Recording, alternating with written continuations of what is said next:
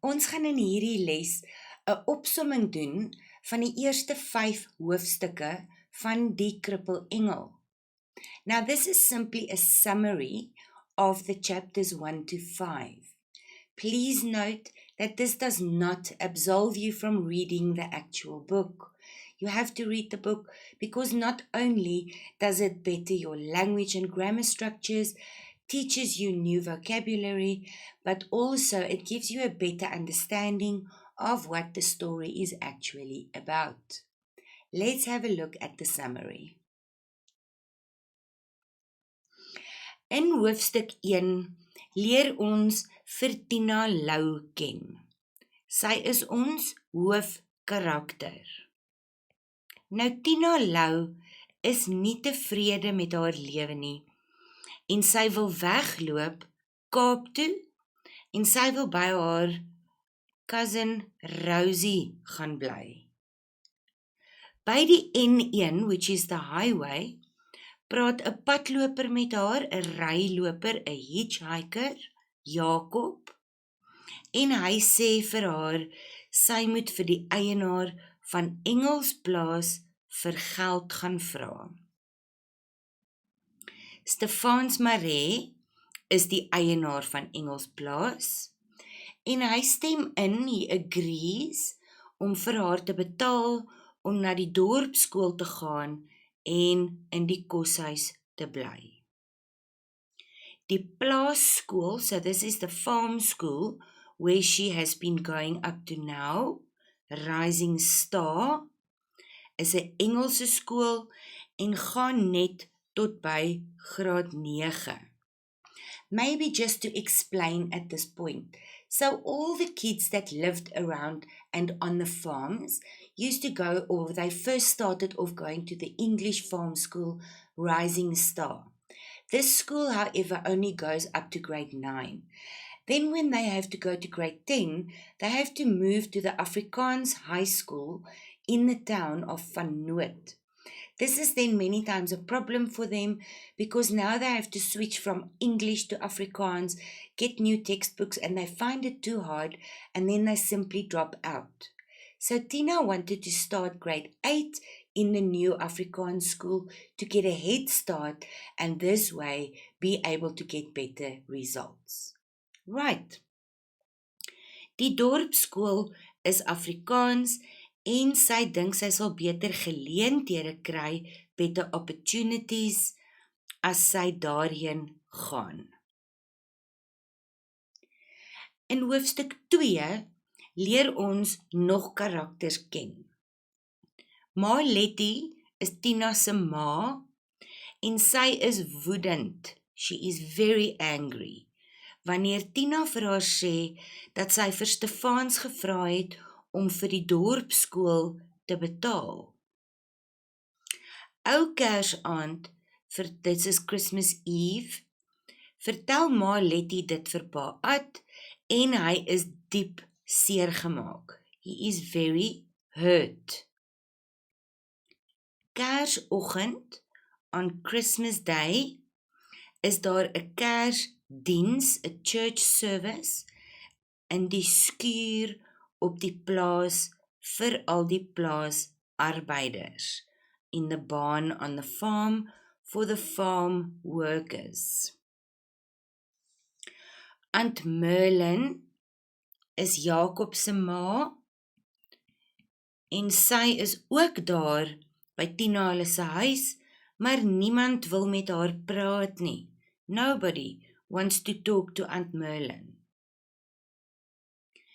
Ma Letty klap vir Aunt Merlin. She gives Aunt Merlin a klap. She hits her.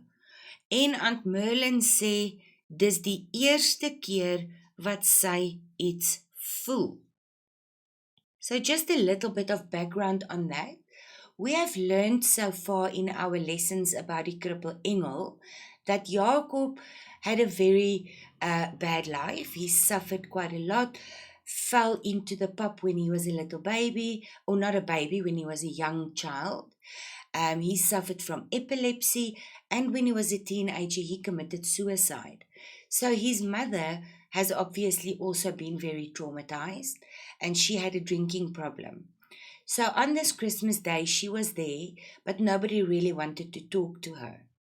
And just background on this specific incident, she was drinking paraffin from a plastic water bottle.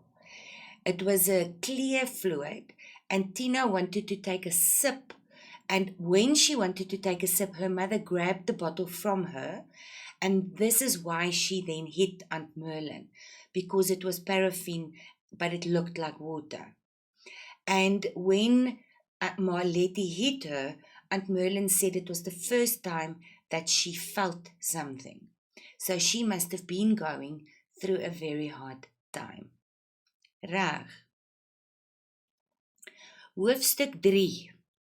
Tina begin by die nuwe skool en dit is nou die dorpsskool en onthou die dorp se naam is Van Noot. Aunt Leia kom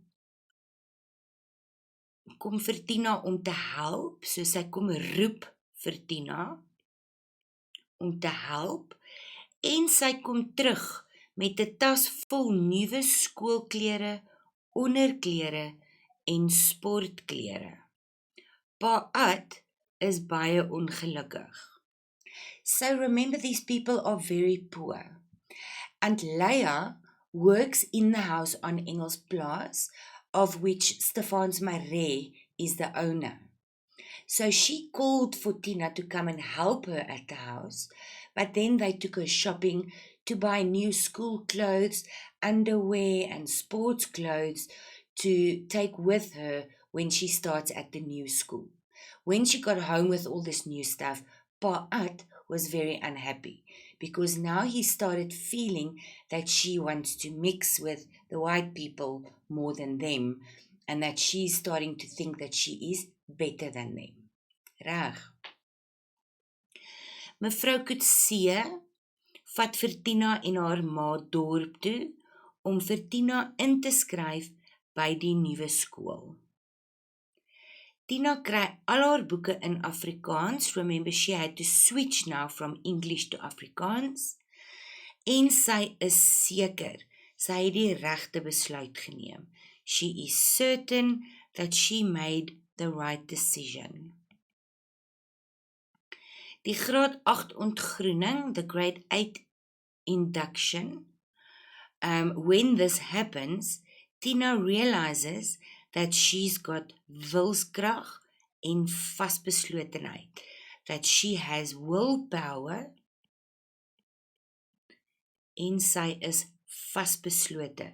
She basically sticks to her guns. Right. She knows what she wants from life.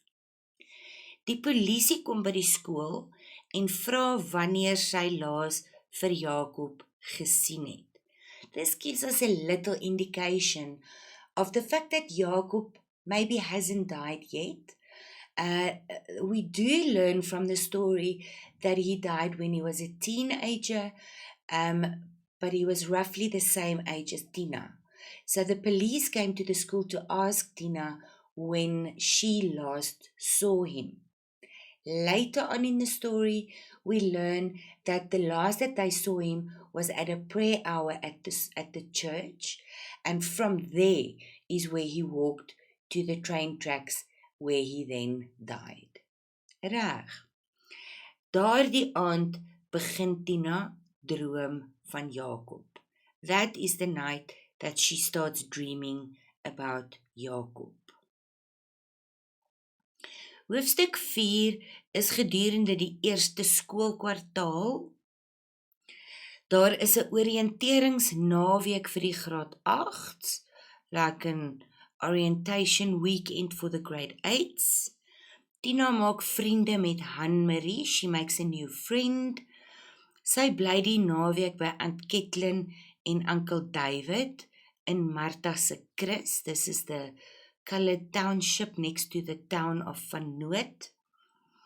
Een van die kinders in die klas maak lelike opmerkings oor Jakob En dit laat Tina weer aan hom dink, aan Jakob. She thinks about him again. Meneer Plaatjies is one of the teachers at the school.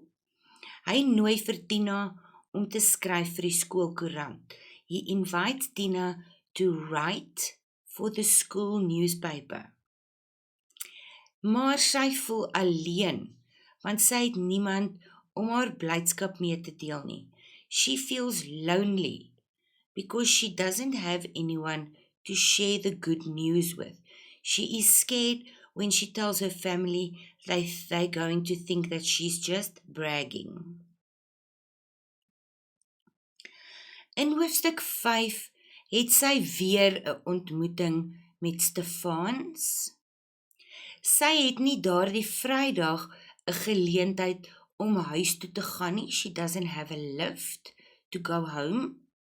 En sy wil nie na Aunt Kathleen hulle toe gaan nie, want hulle is arm and they are poor, and then she feels that she is just another mouth to feed, so she doesn't want to go there. Een van die leerders sê vir haar sy moet by die koöperasie gaan wag. The co-op, so that's like the shop where the farmers go and buy their stuff. Sy sien nie vir meneer Coetzee nie, maar sy sien vir Stefans. En dan vra sy hom of hy haar kan huis toe vat. Sy kuier dan saam met Louisie, terwyl sy vir Stefans wag. Louisie is another friend from school. Op pad huis toe raak sy in die kar aan die slaap, en haar ouers is baie verbaas as sy vir hulle sê dat Stefans haar huis toe gebring het. Her parents are very surprised when she tells them that Stefans brought her home. Reg, please make sure that you read these chapters from your book, and in the next lesson, we'll do the next 5 chapters.